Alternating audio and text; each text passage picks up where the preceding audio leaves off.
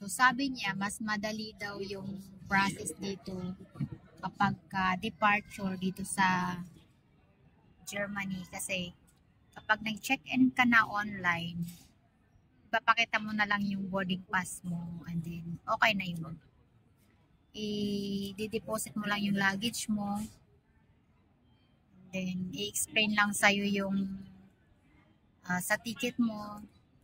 Okay na yun. Pero pag sa Pilipinas kasi, katulad nung last time na ang dami pang chine-check, ang haba-haba ng pila. Well, actually, normal lang naman din talaga yun. Kasi isa lang yung kumpara dito sa Frankfurt, maliit lang talaga yung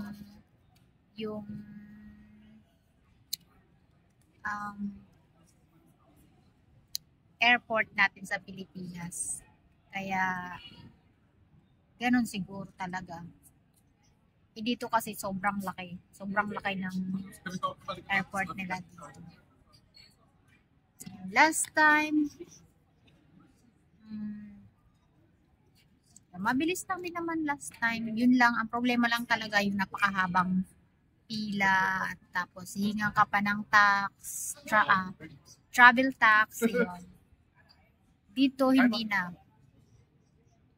Siguro kasi mayaman yung bansa na to, kaya ganun, hindi na kailangan. Doon kasi sa atin, siguro kaya din hinihingan lagi ng travel tax kasi ewan, di ko alam. Di ko din ma-explain. Wala akong alam. Ganyan. Yun lang. Waiting pa rin ako. Yung flight ko is 21:30. But I have to be on board at 20:40. So, yes. Just waiting here.